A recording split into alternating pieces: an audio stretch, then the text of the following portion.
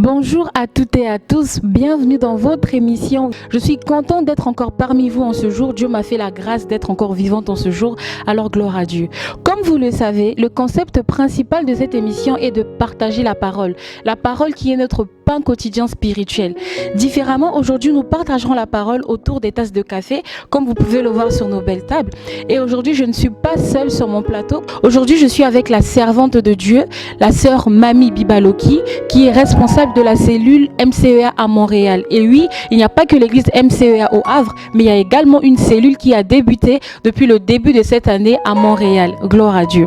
Alors, je vais sans plus tarder vous présenter la sœur Mamie et je vais lui laisser le micro pour qu'elle le fasse avec son. Bonjour la sœur Mamie. Bonjour sœur Jessica. Comment vous allez? Par la grâce de Dieu, ça va. Gloire à Dieu. Alors la sœur Mamie, je sais que vous êtes servante de Dieu. Je sais également que vous êtes responsable de la cellule MCEA à Montréal. Alors est-ce que vous pouvez nous parler, avant de nous parler de la cellule MCEA à Montréal, pouvez-nous vous parler de vous, en bref, votre présentation? Bien sûr, mais avant toute chose, nous allons commencer à élever les dieux qui a permis qu'on puisse faire cette émission. Parce que j'ai fait beaucoup de tours ici, je n'ai jamais passé à une émission. Et pour lui rendre grâce et honneur, nous allons d'abord commencer par la prière. Et puis je vais continuer à vous répondre à vos questions. Amen. Alors prions. Tendre Père, nous te rendons grâce, honneur et gloire. En toutes choses, c'est toi qui as permis que ces moments soient possibles. Comme la Bible le dit, là où 2 ou 3 sont réunis, tu es au milieu de nous. Saint-Esprit, nous t'invitons. Toi qui es l'inspirateur, toi qui es celui qui nous parle, toi qui es celui qui nous apprend. Nous allons laisser cette émission entre tes mains et que toi seul tu puisses conduire. Et nous te disons merci parce que tu es au contrôle de toutes choses. Ainsi, on a prié dans le nom de notre Seigneur Jésus-Christ. Amen. Amen. Alors je pense que derrière la caméra, nos auditeurs ont été bénis par la prière de la servante de Dieu, la sœur Mamie. Alors sœur Mamie, je vous écoute pour votre présentation. Je suis la servante de Dieu, la sœur Mamie Bibaloki, mariée d'un seul homme et mère de 4 enfants, des beaux enfants que le Seigneur m'a bénis. Et dans cette émission, je lui rends grâce pour cela. J'ai des enfants qui m'écoutent. Amen. Qui étudie bien par la grâce de Dieu. Je bénis son nom pour cela. Amen. Alors, comme vous avez peut-être pu le deviner, je ne sais pas, le thème de cette émission est le mariage. Et oui, nous ne pouvons pas parler du mariage avec des personnes qui ne sont pas mariées. Voilà pourquoi nous avons choisi de vous faire le privilège d'avoir une mariée sur ce plateau qui pourra plutôt répondre aux questions que vous posez chez vous. Alors, sœur Mamie, nous savons que le mariage est une institution divine, c'est ce que la Bible nous dit. Mais je pense que vous qui êtes déjà mariée, vous pouvez nous dire un peu plus sur ce qu'est le mariage et autres. Qu'est-ce que le mariage pour vous, sœur Mamie? Le mariage pour moi, je dirais, c'est une mission que Dieu a confiée à l'homme et la femme. Si nous sommes mariés, nous devons marcher selon la loi du mariage. Parce que l'institution divine qui est donnée par lui seul, et si nous ne le mettons pas au centre de notre mariage, nous allons faillir. Si on lit dans la Bible, Genèse 1, 28 nous dit, il nous bénit. Il nous dit d'être fécond, d'assujettir, de dominer. Mais comment on va le faire si il n'est pas au centre et si nous ne pratiquons pas la parole de Dieu? C'est très important au couple de mettre Jésus au centre de leur foyer. Amen. Et de pratiquer surtout la parole en tant que chrétien. Nous ne pouvons pas être dans les églises et sans pratiquer cette parole. C'est ce qui tue nos mariages. Aujourd'hui, si nous regardons le nombre de divorces des chrétiens, je peux dire dans les 80%. C'est ce qui était impossible autrefois, mais aujourd'hui on le voit. C'est pour cela que nous devons être au centre de la parole. C'est que la parole nous dit de marcher selon lui, parce que l'institution, c'est lui qui l'a instituée. Là où Dieu est, là où il y a sa parole qui est mise en pratique. C'est ce que je peux dire aux mariés, de mettre Dieu au centre et de pratiquer la parole et de marcher dans la crainte de son nom. C'est ce que je pourrais dire. Merci, sœur Mamie, pour cette réponse qui est très détaillée. Alors, nous avons ensemble compris ce qu'est le mariage. Au-delà d'être une institution divine, la sœur Mamie nous a fait comprendre que Dieu doit être au centre de nos mariages. C'est ce qui tue les mariages. L'absence de Dieu au centre des mariages tue les mariages. Alors, sœur Mamie, j'aimerais savoir personnellement, et je pense qu'il y a des personnes qui se posent également cette question, qu'est-ce qu'un chrétien doit savoir avant de se marier? Nous savons que le mariage, c'est une très belle chose, surtout pour les femmes. Mais qu'est-ce que nous devons savoir avant d'aller dans cette institution divine, avant de nous marier? Qu'est-ce qu'un chrétien doit savoir? En réalité, si tu es chrétien, si tu marches dans la crainte de son nom, moi j'insiste toujours la crainte, parce que sans la crainte, on ne peut pas vivre les promesses de Dieu. Un chrétien doit savoir d'abord qui je veux être avec, pour se préparer d'entrer dans le terrain qui est le mariage. Le terrain du mariage, c'est un terrain où le diable attaque beaucoup. Parce que là où deux sont réunis, dans l'unité, ça fait tellement une force que le diable n'arrive pas à toucher l'un et l'autre. Et c'est ça qui fait que le mariage est ballotté de gauche à droite. Absolument. Moi, je dirais d'abord de savoir quelle est la personne que tu vas épouser. Une personne qui t'approche, tu prends ton temps dans la prière. Tu demandes à Dieu. Si tu es convaincu de la personne qui t'approche, c'est là où tu peux te lancer dans le mariage.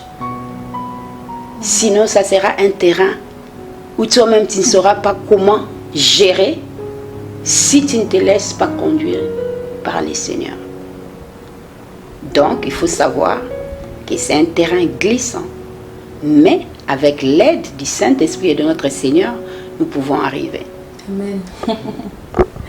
Alors, sœur Mamie, mais c'est un problème en tout cas que je pense qu'il y a peut-être 70% de couples qui observent aujourd'hui. C'est le problème d'infécondité. Comment vous pensez que des époux peuvent gérer ce problème, sachant que dans la Bible, Dieu encourage les époux à être féconds, à se multiplier? Comment vous qui êtes servante de Dieu mariée, vous pourrez conseiller les chrétiens ou les personnes mariées à supporter et à faire face à ce problème? Moi, je dirais, quand il y a l'infécondité dans le mariage, de se soutenir, de se souder dans la prière. Parce que celui qui donne les enfants, c'est Dieu. C'est Dieu qui donne. Si nous lisons l'histoire de Anne, Anne, c'était une femme qu'on l'a mortifiée tout le temps à cause qu'elle était stérile. Mais sa stérilité, c'est Dieu qui avait fait cela. Au fait, moi je dis, chaque chose qui vient dans notre vie, ce n'est pas un hasard. Dieu connaît la personne. Amen. C'est à nous, chrétiens, de nous découvrir qui nous sommes réellement et pourquoi ce problème est dans ma vie. Si un couple se marie, parce que la loi du mariage dit, soyez féconds, multipliez-vous. Quand il n'y a pas la multiplication dans un couple, c'est au couple de s'approcher du Père. C'est au couple de demander au Père réellement qu'est-ce que lui il attend d'eux. Là où deux sont dans le mariage, il y a toujours la multiplication. Moi, pour moi, je dirais que les couples doivent chercher Dieu de tout leur cœur. Et c'est lui qui donne les enfants. Autant marqué, autant qu'il a fixé pour eux d'en avoir les enfants, ils auront comme Anne haï Samuel. Amen. C'est ce que moi je peux dire. Amen. Alors, servante de l'Éternel, l'infécondité est un grand problème qui touche pas mal de couples aujourd'hui. Mais je pense également que dans le mariage, il y a d'autres types de problèmes. Vous qui êtes mariés, est-ce que vous pouvez nous parler des autres types de problèmes que nous, jeunes qui ne sont pas mariés, pourrons rencontrer dans nos futurs mariages et comment y remédier? Parce que vous avez cette expérience, vous avez également cette sagesse que Dieu vous a donnée. Moi, ce que je peux dire, le fréquent, l'infidélité. Si on va dans la Bible dit que les lits conjugales soient exemptés de suyer. L'infidélité tue beaucoup de mariages. Mais en cas d'infidélité, moi je dirais d'abord de pardonner. Ce qui est difficile à la chair, mais spirituellement, si tu es préparé, tu vas pardonner ton mari ou ta femme. Ça c'est 1. 2, je parlerai de l'amour. 1 Corinthiens 13. Si je commence par 4, dans les mariages, là où 2 sont devenus 1, on est censé les supporter. On est censé les supporter parce que l'autre n'est plus l'autre. Vous êtes un. C'est comme si tu te laves, tu laves côté gauche et la droite, tu laisses ton droite. Dans le mariage, on ne peut pas séparer parce que ce que Dieu a uni, ça va rester. Amen. Si l'autre fait du mal, c'est à toi maintenant de plier les genoux. Moi, je dirais aux femmes surtout. Beaucoup de femmes souffrent dans l'infidélité dans le mariage. Moi, je suis passée par là, mais c'est une école que le Seigneur m'a fait passer. C'est par cette école que je suis devenue la personne que je suis aujourd'hui. Le Seigneur m'a montré comment prier pour un cœur que le diable a pris pour détruire. En réalité, ton époux qui est infidèle, devant le Seigneur, c'est une âme à récupérer. On ne peut pas laisser périr. En tant qu'une femme chrétienne, tu dois prendre le temps de prier pour ton mari. Tu vas prendre le temps de prier pour son âme. Parce que la Bible nous dit à Ephésiens 6, 12, nous ne luttons pas contre la chair et le sang, Amen, mais contre les principautés. Il faut savoir la source de l'infidélité, c'est quoi? D'où vient cette infidélité? C'est ce que moi je peux dire aux femmes chrétiennes. Surtout c'est eux qui sont réellement visés dans le mariage. Oh oui, effectivement. D'être une femme de prière, d'être une femme qui pardonne, d'être une femme qui exerce l'amour dans son mariage. Il peut arriver un temps, tu n'auras plus l'amour pour ton mari à cause des événements. Mais quand tu demandes l'amour véritable, qui croit tout, qui supporte tout, c'est là où tu vas vaincre. C'est que le diable veut installer dans votre couple. Amen. Je pense que la servante de l'Éternel, sœur Mamie, vous êtes tellement inspirée que vous ne faites que me dévancer dans mes questions. Parce qu'en fait, ce que j'aurais aimé savoir après, déjà, je vous remercie, je bénis votre vie pour votre réponse. Je pense qu'il y a des femmes dans les foyers actuellement qui ont besoin de ce soutien, en fait, qui ont besoin de comprendre et surtout de savoir que, comme la servante de Dieu a dit précédemment, que l'amour, comme dit la Bible, supporte tout, l'amour pardonne tout. Donc, on ne se marie pas parce qu'on veut impressionner des gens. Mais comme elle a dit au début, il faut se marier, il faut mettre Dieu au centre du mariage. Donc, femme mariée ou vous qui venez de vous marier, il faut savoir que le mariage, c'est une mission, comme la servante l'a dit précédemment. Et que dans cette mission qui est institué par Dieu, qui vous a été donné par Dieu, il faut également que lui-même soit à l'intérieur. Il doit être le centre de votre mariage. C'est par là que vous pourrez surmonter ces problèmes d'infécondité, d'infidélité et pas mal d'autres problèmes. Alors, ma prochaine question était la suivante. Comment préserver son foyer de tout vent? Dans ce que vous avez dit, je comprends qu'il faut en effet mettre Dieu, mais est-ce que vous pouvez nous en dire un peu plus? Quand on est ballotté gauche à droite, moi je dirais toujours, il faut chercher dans la profondeur. Qu'est-ce que l'ennemi veut réellement de votre mariage? Amen. Moi je dis aux chrétiens d'aller aux sources, de chercher la source de votre problème. D'où vient ces vents? Quelle est la porte que nous avons ouverte pour que l'ennemi puisse venir et bouger notre mariage? Parce que là où il y a l'unité, le diable n'aime pas. Là où il y a la complicité, le diable n'aime pas. Et là où règne l'amour de Dieu dans le couple, le diable n'aime pas. Maintenant, vous allez comprendre d'où viennent ces vents. Donc, on a ouvert une porte que nous devons fermer. Moi, je dirais aux femmes, surtout moi, je suis une femme qui aime trop les femmes et j'insiste beaucoup sur les femmes, d'être des femmes de prière. Une femme de prière, une chose ne peut pas venir dans ta maison sans que le Seigneur puisse te révéler. Donc, je dirais que plus la femme est au pied du maître, c'est là où le secret sera dévoilé. Comme la Bible nous dit, Jérémie 33:3, invoque-moi, je te répondrai. Amen. Je te montrerai les choses cachées que tu ne connais pas. Il y a beaucoup de choses qui viennent dans notre vie, dans nos couples, dans nos mariages, à cause nous invoquons pas les pères. Il a besoin de nous dans sa présence. Plus nous sommes dans sa présence, c'est là où il va nous montrer, il va nous donner des stratégies, comment préserver notre mariage de tout vent. Parce que là où il y a la complicité, le diable n'aime pas. C'est pour cela que beaucoup de mariages chrétiens sont vraiment ballottés à cause. Nous laissons Dieu à côté, nous laissons Dieu en deuxième position. Entre-temps, le Père dit, cherchez d'abord le royaume des cieux et sa justice. Si nous élevons Dieu, s'il est notre priorité dans notre couple, nous allons vivre dans la gloire et dans la paix du Seigneur. C'est ce que je veux dire. Amen. Alors, depuis le début de cette émission, nous pouvons comprendre que tout tourne autour de Dieu. Comme je vous l'ai dit, le concept de cette émission est de parler de la parole de Dieu. Voilà pourquoi depuis le début de cette émission, la servante de l'Éternel nous fait comprendre que dans toute chose, invoquez Dieu. En tout temps, invoquer Dieu, parce que Dieu, il est au-dessus de toute situation. Aujourd'hui, beaucoup de personnes, généralement les femmes, veulent se marier. Mais ces femmes, je pense que pour la majorité, ne savent pas que le mariage, ce n'est pas que la robe de mariée, ce n'est pas que les lumières, ce n'est pas que la lune de miel. Mais le mariage est également un combat, au-delà d'être une mission. Parce que le diable ne vous laissera pas tranquille. Le diable n'est pas content quand les gens se marient.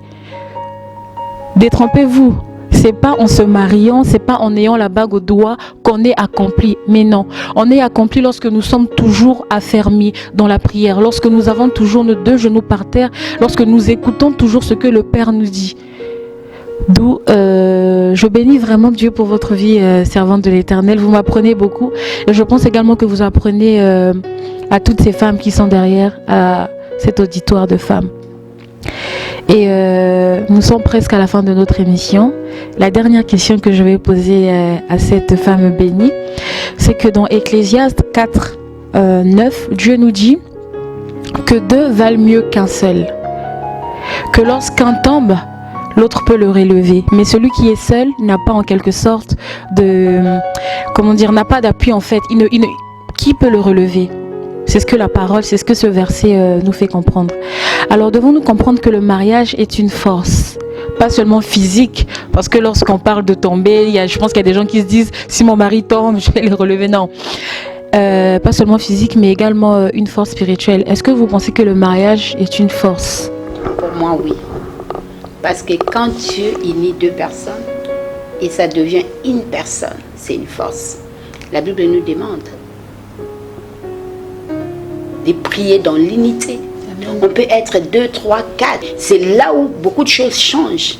Là où il y a l'unité, le diable ne peut pas passer. Amen. Moi, ce que je dirais, il y a beaucoup de combats. Ça ne vient pas seulement dans la famille de l'homme ou de la femme. Ça ne vient pas seulement d'un côté, mais ça vient deux côtés. Mais si vous êtes unis dans votre mariage, le diable aura les troubles pour vous atteindre. À cause de la présence de l'autre à côté de l'autre, il n'arrivera pas à faire tout ce qu'il veut faire dans la vie de l'homme ou dans la vie de la femme. C'est pour cela, moi, je dirais oui. Le mariage, c'est une force. Amen. C'est une force. Amen. Alors, je pense que chacun de nous a été béni. Et je pense que de par les réponses de la servante de l'Éternel, beaucoup de gens ont appris, dont moi principalement. Et en tout cas, sœur servante de l'Éternel, vu que nous sommes presque à la fin de notre émission, qu'est-ce que Dieu a mis dans votre cœur aujourd'hui? Quel est le message que vous pouvez apporter aux femmes, aux hommes mariés, au-delà de ce dont on a déjà parlé? Qu'est-ce qui bouillonne dans votre cœur? Qu'est-ce que vous avez à dire aux époux en ce jour? J'ai béni le Seigneur parce qu'il a permis d'abord pour que cette mission puisse être réalisée. Amen. Moi, ce que je dirais aux couples, les hommes, soyez fidèles à vos femmes. Comme la Bible dit, mari, aimez vos femmes. Un homme qui aime sa femme, automatiquement la femme est soumise. Dans les siècles présents, pour trouver une femme soumise, sur 10, je dirais 2. Mais je fais partie de ces femmes. Amen. Qui sont soumises. Moi, je dirais à une femme d'être soumise, d'aimer son mari, comme le Seigneur a aimé l'Église. Tout ce que son mari lui demande de les faire. Une femme qui est soumise, elle manque de rien. Amen. Les maris font tout. Moi-même, je suis l'exemple. Tous ces tours que j'ai fait dans le monde, c'est mon mari qui les fait. Parce que je suis une femme soumise. Dans les seigneurs, quand il n'y a pas la soumission, nous ne sommes pas agréables à lui. C'est ce que je peux dire. La fidélité, marcher dans la crainte de Dieu et pratiquer la parole de Dieu dans notre vie. Merci. Que le Seigneur vous bénisse. Mais de rien. Amen. Alors, je ne peux pas terminer sans cette émission sans saluer la chaleureuse famille de la servante de Dieu, Mamie, et sans saluer le pasteur de notre église MCEA, pasteur Elvis Punga. Alors, sœur Mamie, je suis très contente parce que j'ai été enrichie spirituellement surtout par vos réponses. Je vais donc vous inviter à prier pour clôturer ce moment. Nous allons prier. Tendre Père, je te rends grâce pour ces privilèges que tu nous as faits. Je te remercie, Seigneur, parce que tu étais au début et à la fin, comme la Bible déclare. Tu es l'alpha et l'oméga.